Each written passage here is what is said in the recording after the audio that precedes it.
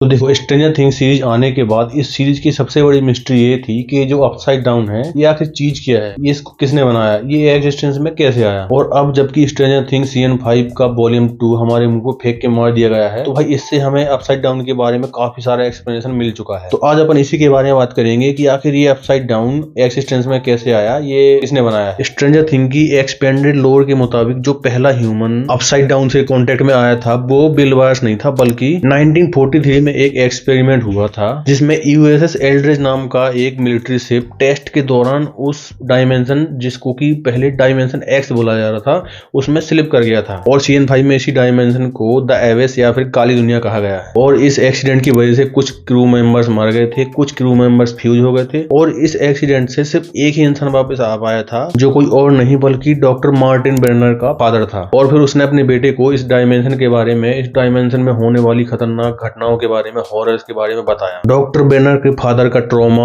और ऑब्सेशन ही doctor Brenner के कैरियर को शेप देता है। और फिर आगे चलकर doctor Brenner secret government project join करता है जिसमें पोर्टल्स, डायमेंशन एक्स और साइकिक पावर जैसी चीजों के बारे में रिसर्च होती है। अब इन्हीं एक्सपेरिमेंट के दौरान एक डिवाइस जो है वो चोरी करके एक केव में छुपा दिया जाता है, जो बाद में चलकर यंग हेनरी कील को मिलता है। और उसी टाइम से उसका कनेक्शन बनता है डायमेंशन एक्स यानी द एवेस से। 50s और 60s के दशक में डॉक्टर ब्रेनर एक MK अल्ट्रा नाम का प्रोजेक्ट शुरू करता है जिसमें वो सुपर पावर वाले बच्चे क्रिएट करने की कोशिश करता है। लेकिन उसको असली सक्सेस तब मिलती है जब हेनरी कील यानी यंग हेनरी कील उसके सेंटर में एडमिट होता है। तो देखो, हेनरी कील को उस टाइम पे पावर्स मिल चुकी थी और इसी का फायदा उठाते हुए डॉक्टर ब्रेनर हेनरी के ब्लड के ऊपर टेस्ट करके 1 से लेकर 11 तक के बच्चों को सुपर पावर देने की कोशिश करता है। और इससे पता चलता है कि भाई जितने भी जो सुपर पावर वाले बच्चे थे ना, 1 से लेकर 11 तक, उन बच्चों में जो पावर आई थी वो हेनरी के DNA से आई थी। लेकिन भाई हेनरी तो शुरू से ही टेढ़ा बच्चा था और डॉक्टर ब्रेनर को भी ये समझ में आ जाता है कि ये कोई मासूम बच्चा नहीं है। और वो उसको कंट्रोल करने के लिए उसके दिमाग में एक चिप इंस्टॉल कर देता है जिससे वो उसके कंट्रोल में रहता है। अब 1979 में हेनरी 11 की मदद से उस चिप को बाईपास कर देता है और अपनी पावर्स को अनलॉक कर लेता है। और इसके बाद वो हॉकिंग लैब में वो मैसेकर मचा देता है जिसमें वो बहुत सारे बच्चों को, गार्ड्स को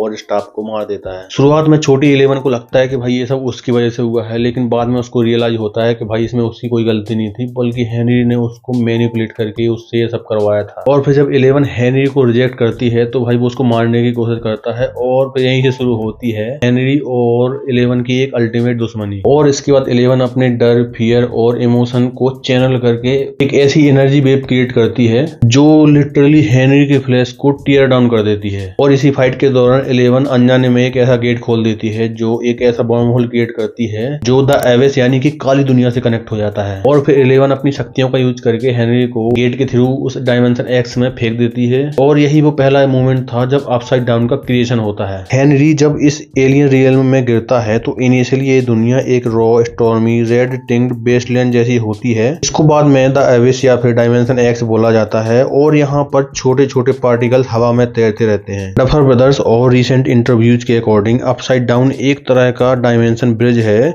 जो द एवेस और ह्यूमन रियलिटी के बीच में एग्जिस्ट करता है। जब 11 ने हेनरी को बैनिश किया तब उस साइकिक ब्लास्ट ने एक बॉम्ब होल क्रिएट किया जिसका एक साइड हॉकिंग लैब वाले स्पेस टाइम के अराउंड लॉन्च हो गया और दूसरा द एवेस में। और सीजन 5 में डस्टिन और स्टीव डिस्कवर करते हैं कि ये जो अपसाइड डाउन है वो कोई जादू नहीं है, बल्कि हॉकिंग लैब के आसपास एक अनस्टेबल बॉम्ब होल है जो कि एक्सोटिक मैटर की वजह से स्टेबलाइज है। और उसी स्टेबलाइज्ड एक्सोटिक मैटर पे नैन्सी ने गोली चला दी थी। अब जो सीजन 5 में जो ये एक्सोटिक मैटर दिखाया गया है वो एक हाइपोथेटिकल सब्सटेंस है जो नेगेटिव एनर्जी रखता है और आइंस्टाइन रोजन ब्रिज टाइप के बॉम्ब होल्स को ओपन रखता है। और इस शो का एक सबसे बड़ा क्वेश्चन ये भी रहा है कि ये जो अपसाइड डाउन है वो 6 नवंबर 1983 वाले हॉकिंग का एग्जैक्ट कॉपी क्यों है। इसका सीन 5 में ये एक्सप्लेनेशन दिया गया है। जब बॉम्ब होल हॉकिंग लैब में बना तो उसने दोनों साइड के वर्ल्ड के एलिमेंट को मिक्स किया और कॉपी किया। स्पेस वाला वो हिस्सा बना जिसमें घर, बिल्डिंग, रोड, जंगल ये सब आते हैं। और जो बायोलॉजिकल कंटेंट था वो बना काली दुनिया यानी द एवेस का। इन सब का रिजल्ट ये हुआ कि एक ऐसी पॉकेट डायमेंशन बन गई जहां पर बिल्डिंग, स्ट्रीट, हाउस हॉकिंग की तरह अरेंज होते हैं, लेकिन उन पर माइंड फ्लेयर की बाइंस, स्पोर्स और मॉन्स्टर का इन्फेक्शन लेयर्ड है। टाइम यहाँ पर स्टक फील होता है क्योंकि एक स्टैटिक एको है जो गेट बनने के मोमेंट पे स्नैपशॉट हो गया था। और इस तरह से हम जो पिछले 10 साल से अपसाइड डाउन देख रहे हैं वो इस तरह से बना है। इस वीडियो काफी लंबा हो गया है बट मुझे लग रहा था कि इस पर बात करनी चाहिए। आप लोग अपसाइड डाउन के बारे में क्या सोचते हैं कमेंट करके जरूर बताना।